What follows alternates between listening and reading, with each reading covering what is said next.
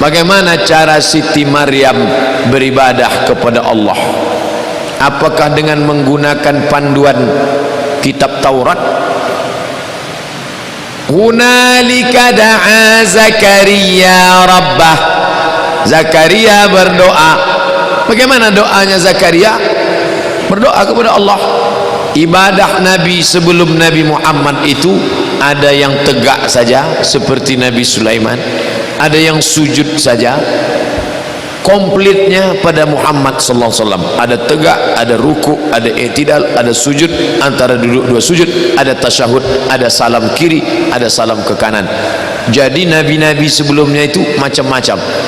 Makanya Nabi Sulaiman itu tak berani orang menegur dia, disangka orang dia sedang sholat, sampai tiang tongkatnya dimakan rayap, lapuk, jatuh dia, baru orang sadar rupanya dia sudah mati dalam keadaan tegak. Nabi Sulaiman, kalau begitu ibadah Sulaiman itu tegak saja, disusunlah komplit, finalnya, finishnya pada Muhammad sallallahu alaihi wasallam. Jadi Maryam dia masih ikut syariat Musa alaihi salam, Maryam, karena belum mansuh syariat Isa. Isa belum datang, dia mengikut sebelumnya Musa alaihissalam. Apa agama manusia rentang masa Nabi Isa sampai Nabi Muhammad? Ajaran Nabi Isa itu rusak tahun 325. Nabi Muhammad datang 571. Dari 325 ke 571 maka ajaran Kristen rusak, agama Nabi Musa rusak, agama Nabi Musa rusak. Lalu apa agama orang saat itu? Di Makkah itu ada agama Ibrahim, tapi sudah terkontaminasi yang disebut dengan agama Hanafiyah Samhah. Masih ada, tapi sudah mulai rusak. Kristen ada. Siapa itu yang Kristen? Waraqah bin Naufal, saudara Khadijah, yang berkonsultasi Khadijah dengan dia ketika Nabi turun kedinginan. Itu Kristen. Tapi Kristennya pun sudah rusak karena terkontaminasi Trinitas. Trinitas sudah ada tahun 325 ketika diadakan konsili Nisea oleh Kaisar Konstantin yang mengatakan Tuhan tiga, anak Allah, Allah Bapa, Rohul Kudus. Jadi kalau begitu agama waktu itu apa? Kristen. Kristen rusak, Yahudi rusak, agama Ibrahim agama yang rusak. Datanglah Muhammad sallallahu alaihi wasallam membetulkan yang rusak-rusak ini. Agama Ibrahim dibetulkannya, agama Isa dibetulkannya, agama Musa dibetulkannya. Orang yang membetulkan itu disebut musaddiq. Maka dia disebut musaddiqul lima baina yadayhi minat taurati wal injil. Dia membetulkan, meluruskan yang rusak dari Taurat dan Injil. Itu makna musaddiq. Datang yang terakhir ini ngaku musaddiq, itulah dia Ahmad Musaddiq. Itu diambil dari musaddiq juga, cuman ini musaddiq yang aspalnya, palsunya.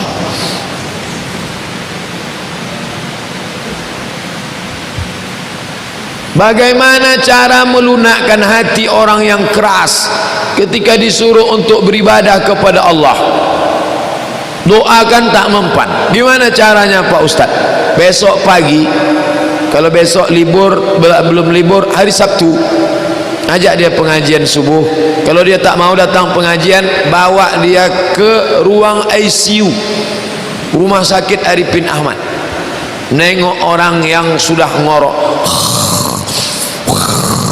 suruh dia nengok itu.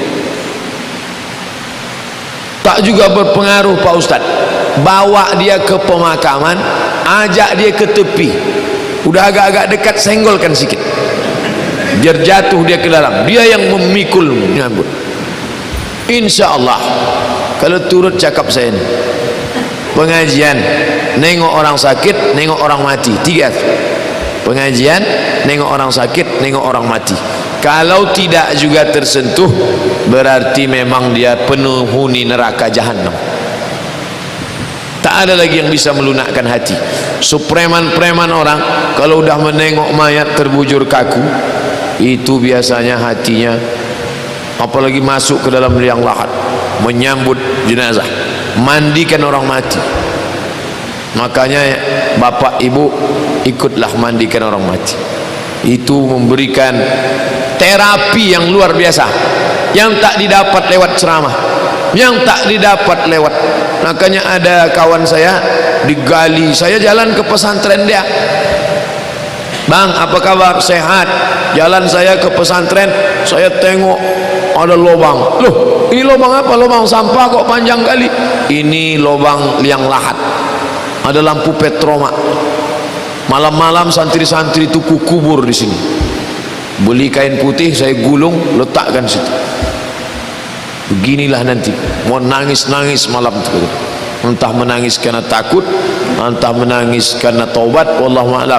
Yang jelas ada sentuhan yang luar biasa kalau memang kita punya hati. Selama dia masih manusia, selama jantungnya berdetak, selama kalau disobek masih keluar darah, insya Allah tersentuh. Tapi kalau disobek keluar kabel, itu dah lain ceritanya. Dia sudah berubah menjadi transformer. Bagaimana menguatkan hati kita saat orang tua kita membuat kita sedih? Orang tua yang diharap menolong, orang tua yang diharap ngasih motivasi, malah dia yang membuat kita sedih. Maka kita katakan, ini orang tua ini hanya tempat aku menumpang saja di perutnya 9 bulan 10 hari. Tapi aku dan dia sama-sama roh dan jasad. Dia roh dan jasad, aku roh dan jasad, sama-sama hamba Allah, bernapas dengan angin yang ditiupkan Allah, hidup di atas bumi Allah. Maka aku tak bersandar ke dia, aku bersandar kepada Allah. Berharap kepada suami kecewa, berharap kepada orang tua menderita, berharap kepada harta binasa, berharap kepada kuasa sirna. Berharaplah kepada dia wujud, qidam, baqa, yang ada, yang kekal, yang abadi. La ta'khuzuhu sinatun wala naum. Jangan pernah berharap kepada manusia, jangan berharap kepada orang tua, karena orang tua kita itu nanti akan tua. Kalau dia tua, dia akan pikun. Kalau dia pikun, dia berubah. Dulu waktu dia muda kita curhat, dia menenangkan hati kita. Setelah dia tua, dia pula menyusahkan kita. Maka gantungkanlah harapan kepada yang menciptakan dia dan menciptakan aku. Siapa? Allah Subhanahu wa ta'ala. Jangan sedih. Orang tua tak boleh membuat kita sedih, tapi jangan pula membuat kita melawan. Jangan dilawan, tapi jangan terlalu larut dalam kesedihan. Contohnya memaksakan pilihannya, tapi hati kita tak terima. Bagaimana tu Pak Ustaz? Pilih aja, ambil aja pilihan dia, ambil pula pilihan kita, dapat dua.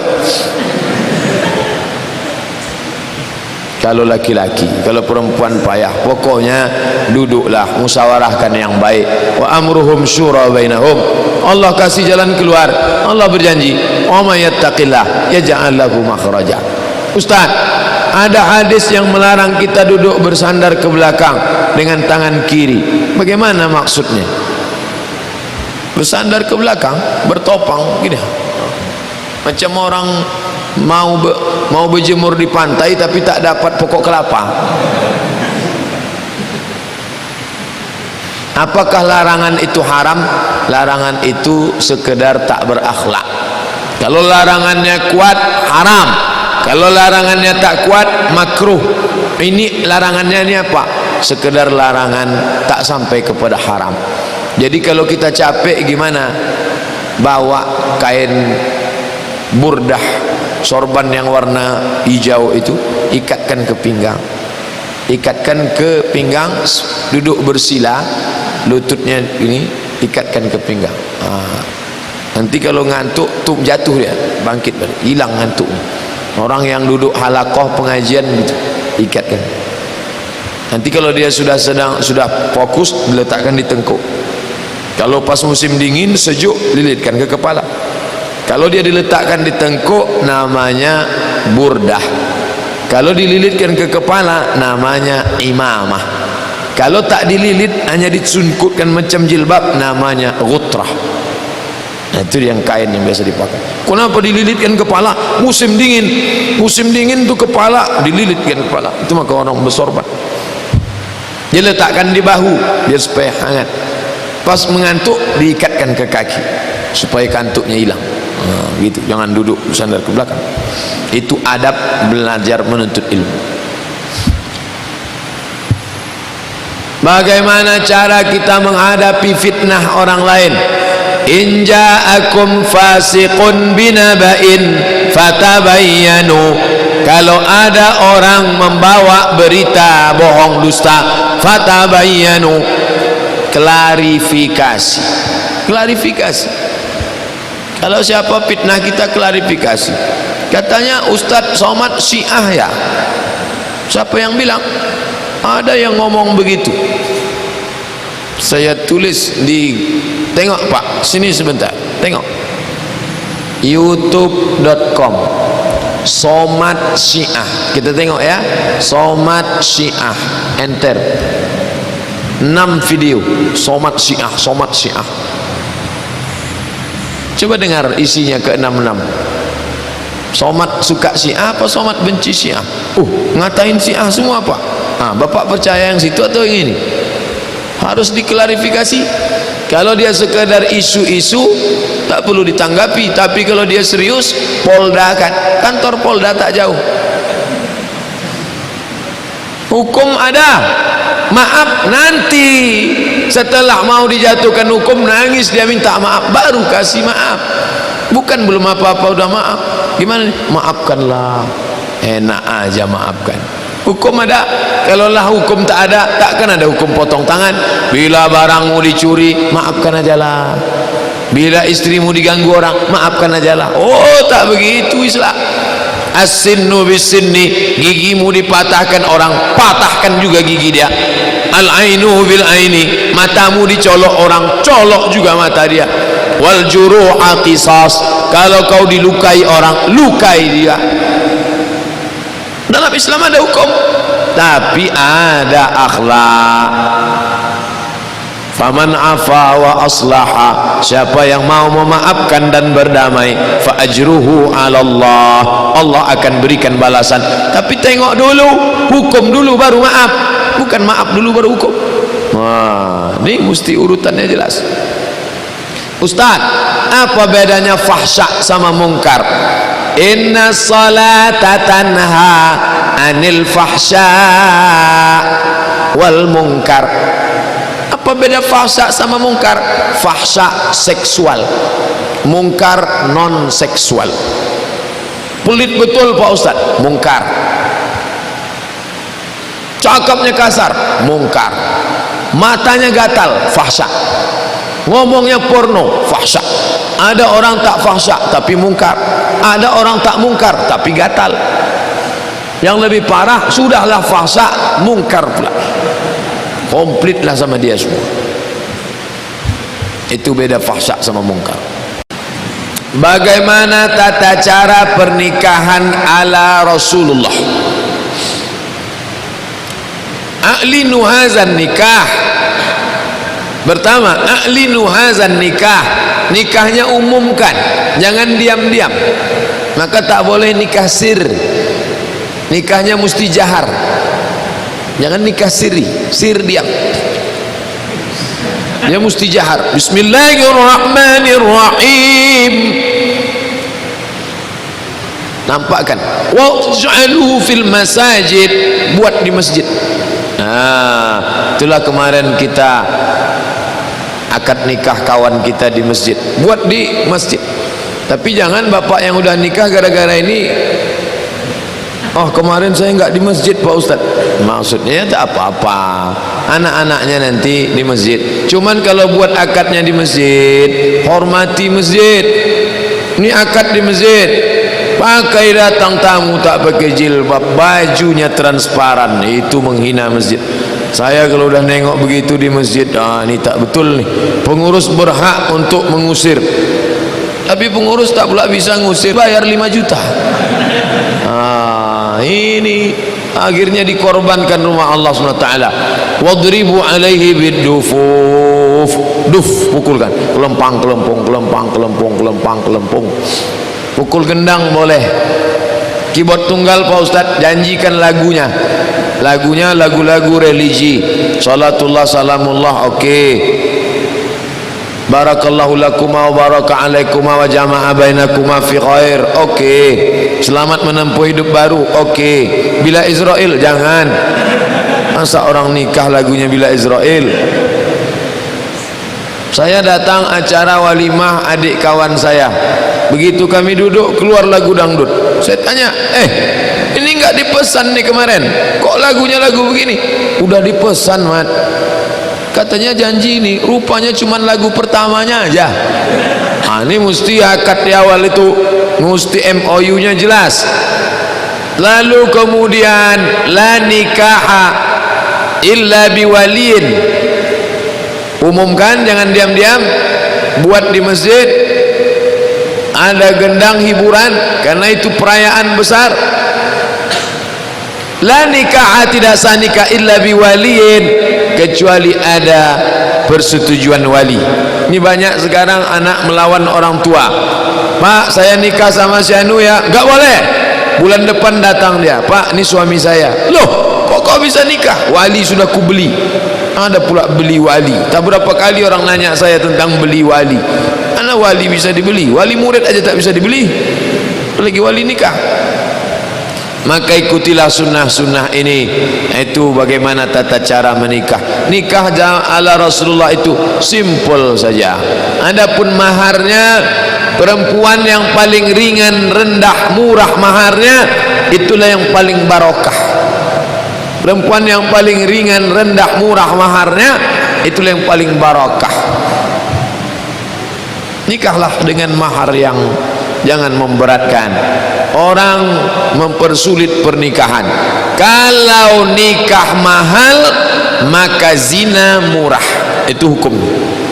Kalau nikah dibuat mahal, zina murah. Itu sudah hukum, tak terbantahkan. Ini sekarang nikah mahal. Calon menantu datang mau minang, Pak, saya pinang anak bapak. Ya, wani piro. Akhirnya zina murah. Mahar mahal, tapi jangan gara-gara itu lalu si laki-laki minta gratis. Ya tentu dia laki-laki ada modal, dikasihnya lah ini untuk mahar. Ustadz dulu maharnya apa? Sebentuk cincin emas yang bernilai. Jangan kasih seperangkat alat sholat. Seperangkat alat sholat, nanti habis nikah 5 tahun tinggal tai lalatnya. Maka sebentuk cincin emas. Emas itu harga yang stabil, bagus. Itu yang bisa. Nanti mana tahu datang masa susah, bisa dijual. Nikah seperangkat alat sholat, siapa yang mau beli mukena bekas? Nih, ada pertimbangan ke depan. Mohon berikan kami motivasi agar cepat lulus kuliah. Sebelum lanjut, jangan lupa dukung terus channel Hijrah Reaction. Terima kasih. Gimana caranya biar cepat lulus kuliah Pak Ustadz? Beda kalau larinya dikejar anjing sama lari normal. Ustadz dulu kuliah berapa lama? S1 saya 3 tahun 10 bulan. Saya sampai di Mesir 5 September. Bulan Juli saya sudah selesai. Saya pulang kampung, kata tetangga saya, kau udah kuliah? Udah Pak. Wah, dulu orang kampung kami kalau ke Mesir 10 tahun baru pulang. Kau baru 3 tahun kok udah pulang? Dalam hati saya, orang goblok. Sombong sekali Pak Ustadz. Saya larinya dikejar anjing. Kalau tidak lulus 2 mata kuliah, ngulang 3 mata kuliah, beasiswa potong 25%. Kalau tidak lulus 2 tahun, beasiswa potong 50%. Kalau tidak lulus 3 tahun, DO. Kalau DO, diusir dari asrama. Minta uang sama orang tua, malu. Saya tak pernah minta duit sama orang tua. S1 tak pernah minta duit, S2 tak pernah minta duit. Jadi kalau nanya, beri kami motivasi supaya cepat lulus kuliah, mulai besok jangan minta duit. insya Allah cepat. Kalau tak cepat selesai, cepat mati. Itu yang buat lama itu kan, duit lancar, mau IP berapa pun orang tua baik. Kami dipaksa. Al-Azhar kalau tertangkap nyontek di lokal, cabut visa, deportasi setahun, tak boleh masuk Mesir. Maka saya berani sekarang ngomong ke mahasiswa saya 4 tahun kuliah nggak pernah nyontek, demi Allah. Wih, berani Ustaz. Ya, memang Ustaz takut sama Allah, takut sama petugas, karena tegasnya bukan main. Oleh sebab itu, maka sistem juga mesti diperbaiki. Kenapa Al-Azhar itu bisa kejam sekali? Karena yang ngasih duit dia. Kalau kamu mau belajar sini, kami kasih asrama, kami kasih uang jajan, kami kasih tiket pulang. Enggak mau belajar, out. Begitu sampai ke Maroko, gitu lagi.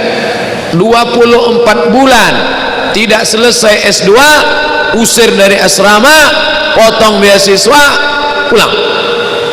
Saya selesaikan S2 saya setahun 10 bulan. Skripsi tesis saya S2 300 halaman, pakai bahasa Arab, diuji orang Arab, pakai bahasa Arab, belajarnya bahasa Arab, walaupun hidung saya masih pesek sampai sekarang. Belajar serius. Maka saya kalau udah jumpa mahasiswa, kamu semester berapa? Cengengesan. Semester berapa? 14 Pak. Oh, pergi balik kampung, menghabiskan orang tua aja kau, menyusahkan aja. Itulah, mudah-mudahan bangkit motivasinya. Kalau tak bangkit juga, berarti memang tak bangkit-bangkit lagi. Pak Ustaz, apa itu syariat, tarekat, hakikat, makrifat? Apa hubungan 4 ilmu ini Pak Ustaz? Yang cantik menggambarkannya namanya Bahauddin An-Naqsyabandi. Naqsyaban artinya melukis, karena dia indah melukiskannya. Ada mutiara di dalam kerang, di dalam laut. Ini mutiara di dalam kerang, di dalam laut. Maka mutiaranya itu makrifah, sampannya itu syariat, lautnya itu tarekat, menyelamnya itu hakikat, mutiaranya itu makrifat. Jadi kalau ada orang mengatakan saya mutiara saja, enggak bisa, karena enggak pakai sampan. Sampannya itu syariat, lautnya itu tarekat, menyelamnya itu hakikat, mutiaranya itu makrifat. Itulah gambarannya. Enggak paham saya Pak Ustaz, enggak usah nanya ini kalau enggak paham. Orang nanya ini tandanya dia udah ngaji. Ini ngaji hakikat nih, ngaji tasawuf. Maka saya jawabnya juga pakai bahasa tasawuf.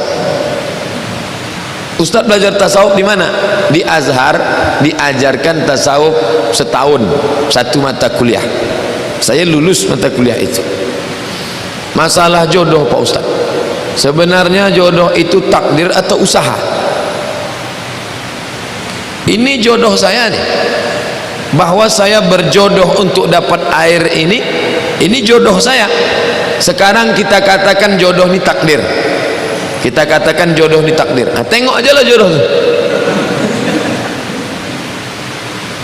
Ada usaha, itu jodohmu Abdul Somad. Ya, apa usaha saya? Saya ulurkan tangan saya buka tutupnya, saya masukkan ke mulut saya. Allah pinjamkan saya iradat keinginan, saya ingin minum. Makanya kalau ada orang tak nikah, bisa jadi tak ada iradat dia tak ingin. Nengok perempuan dia tak bernafsu, nengok laki-laki baru bernafsu. Ini bahaya, LGBT ini harus diobati. Ruqyah, saya tanya sama Ustaz Saiful, Ustaz kan selalu pengalaman ruqyah. Iya, LGBT itu bisa tak diruqyah? Bisa. Bisa diruqyah. Iya. Kenapa? Saya pernah meruqyah LGBT sehat. Rupanya yang masuk itu jin bencong. Tanya Ustaz Saifullah Ruqyah, bukan Saifullah Imam Ustadz Saifullah Ruqyah. Di HP saya ini ada dua, Saifullah Ruqyah, Saifullah Imam. Itu kalau salah telepon bisa salah undang. Itu tentang masalah jodoh itu antara takdir dengan usaha.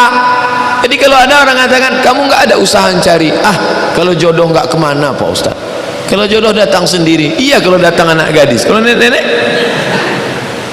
ada usaha dari kita, usaha sama kawan. Kalau ada kawan-kawan kau tolong kenalkan ya, ini foto saya ya. Kalau ada tetangga-tetangga bapak ya, ada usaha. Apakah dari usaha kita itu dapat? Belum tentu. Hajar nyari air, naik ke sofa, naik ke marwah, naik ke sofa, naik ke marwah, tak ada air. Airnya dapat di mana? Malah dari tumit Ismail. Begitu juga pesan ke kawan di UIN enggak dapat, pesan kawan ke UIR enggak dapat, pesan kawan di Lancang Kuning enggak dapat, pesan ke pengajian Masjid Agung enggak dapat. Sampai ke Cengkareng dapat orang salah naik bis. Jumpa. Saya tanya kakak kelas, gimana ketemu sama kakak itu dulu bang? Aku pergi ke Jakarta, Cengkareng. Sampai di situ ada anak gadis nggak tahu alamat, mau kemana? Bingung nih mau kemana? Akhirnya kenalan, nikah sama dia. Jadi ada usaha, Allah melihat usaha si hamba itu. Tapi jangan usahanya terlalu frontal sampai buat iklan di MX. Yang masuk akal lah. Ipar laki-laki termasuk mahram apa bukan Pak Ustad? Kata sahabat, ya Rasulullah, ya bagaimana kalau kami masuk rumah, keluar rumah, masuk kamar, keluar kamar? Kalau tak mahram tak boleh, kata Nabi. Hamu itu maksudnya abang ipar, adik ipar. Kalau ipar gimana ya Rasulullah? Al-hamu al-maut. Abang ipar maut, adik ipar maut. Apa maksudnya maut? Kalau selingkuh sama orang lain salah, tapi masih mungkin ada kemungkinan. Tapi kalau sudah sama abang ipar, sama adik ipar, maut, mati, tak ada tawar menawar. Maka kata Nabi, al-hamu al-maut. Justru abang ipar, adik ipar itu luar biasa. Makanya jangan berdua-dua sama abang ipar sama adik ipar. Kisah nyata, true story.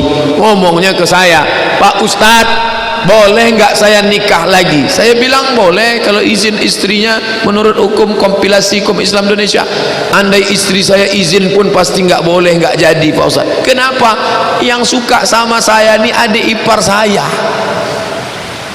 Tuh bayangkan. Saya heran kok bisa suka dia sama kamu. Gara-gara dia selalu jalan sama saya bawa ke sana, saya bawa ke sini, lama-lama dia suka sama saya. Kan betul kata Nabi, al-hamu maut. Bisa mati gara-gara itu orang. Bunuh-bunuhan, putus tali silaturahim, rusak nenek mama mengamuk. Kenapa? Al-hamu al-maut, mati. Maka hati-hati.